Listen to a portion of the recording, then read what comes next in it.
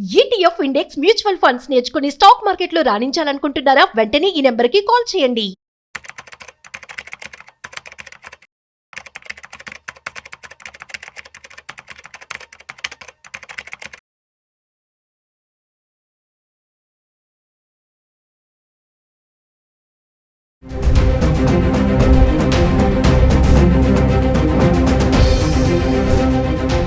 నమస్తే, welcome back to Suman TV. ప్రస్తుతం మనతో పాటు ఉన్నారు certified astro business coach Javeria garu. నమస్తే మ్యామ్. నమస్తే నవీన గారు. మేడం, ఇప్పుడు గోల్డ్ అండ్ సిల్వర్ ప్రైసెస్ తగ్గొచ్చు, పెరగొచ్చు, ఒకవేళ బ్యాలెన్సింగ్ కూడా ఉండొచ్చు.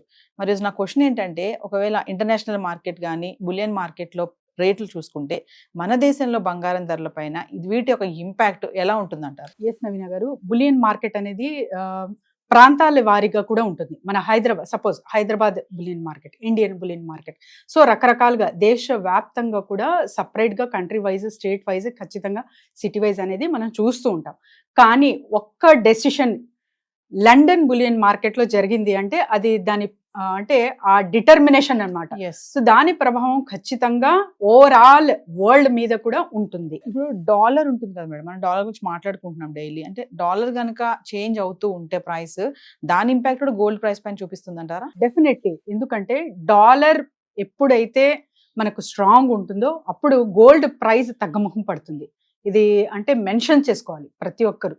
సో డాలర్ వీక్ అవ్వే ఛాన్సెస్ అండ్ తర్వాత వచ్చేసి డాలర్కి కాంపిటేటివ్గా గోల్డ్ మాత్రమే.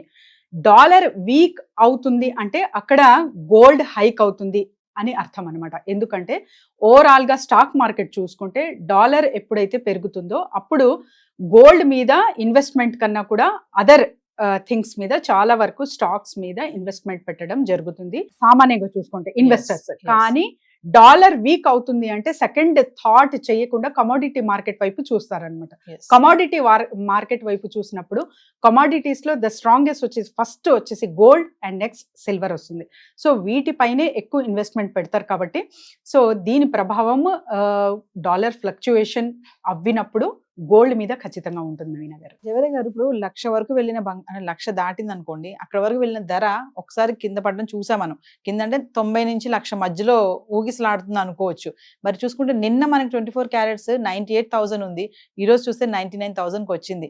మరి 1,00,000కి వెళ్ళిపోతుందంటారా, లేదంటే మళ్ళీ ఢమాల్ మన కింద పడిపోయే ఛాన్సెస్ ఉన్నాయంటారా? సో నిన్న 22 క్యారెట్స్ ధర చూసుకుంటే మనకు 89,000 ఉందండి అండ్ ఇవాళ 90.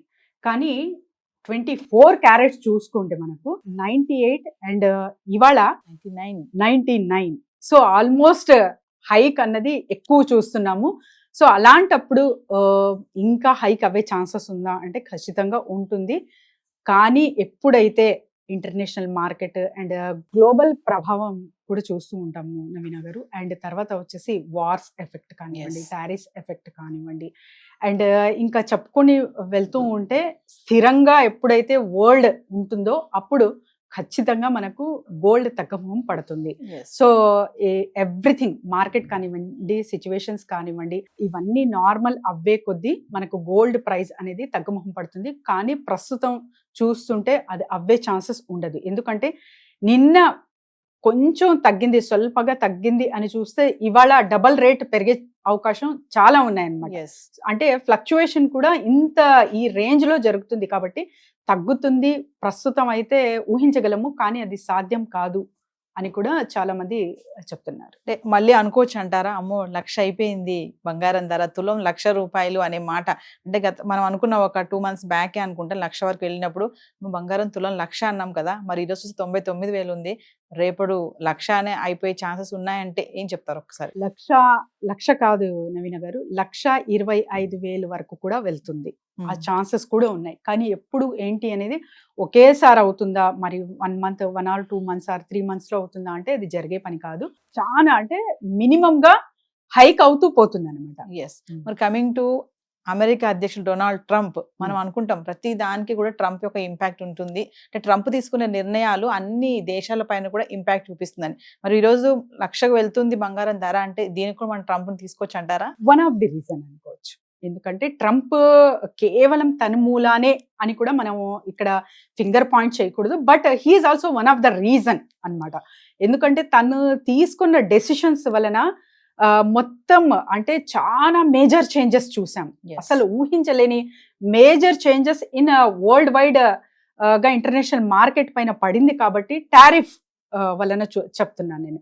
అండ్ ఇంకా అదర్ కంట్రీస్ పైన కూడా ఎస్పెషలీ మన ఇండియాకి టార్గెట్ చేసినట్టు కూడా ఇక్కడ కనిపిస్తుంది కాబట్టి so he's also one of the reason అనొచ్చు, తనే మెయిన్ అని కూడా అనలేము. మరి కమింగ్ టు ఇన్వెస్ట్మెంట్ మేడం, మరి ఇన్ కేస్ 1,00,000 అయిపోతే మరి ఇన్వెస్ట్మెంట్ చేసే వాళ్ళు ఈ టైంలో చేయొచ్చు అంటారు. 99,000 లో ఉంది కాబట్టి ఇప్పుడు ఇది కరెక్ట్ టైమా కాదా అంటే? డెఫినెట్లీ నవీన గారు చెయ్యొచ్చు, కానీ దేని కొరకు చేస్తున్నారు?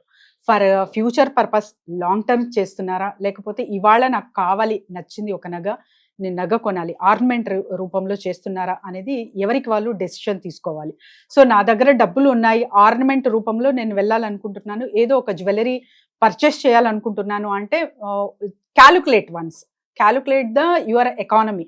అంటే మంత్లీ బడ్జెట్ కావచ్చు, ఇయర్లీ కావచ్చు, ఒక ప్లానింగ్ అనేది ఉంటుంది కదా, దానిలో ఎంత పర్సెంటేజ్ మీరు కేటాయిస్తున్నారు అనేది ఎవరికి వాళ్ళు క్యాల్కులేషన్ అనేది చాలా ఇంపార్టెంట్.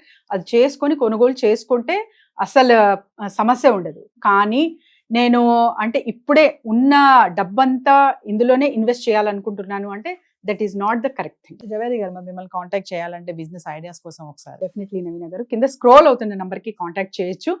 సో బిజినెస్ ఐడియాస్ కానివ్వండి, క్లాసెస్ రూపంలో కూడా మంత్లీ వన్స్ నిర్వహించబోతున్నాం కాబట్టి కింద స్క్రోల్ అవుతున్న నంబర్కి కాంటాక్ట్ చేస్తే team will guide them and personal appointments కూడా ఉంటాయి. నవీన గారు సరే, మాట్లాడుకుందాం మేడం. 1,00,000కి వెళ్ళిపోతుందా బంగారం ధర, లేదా 99 కింద దిగుతుందా అనేది రేపటి వీడియోలో కలుసు. Definitely. Thank you. Thank you.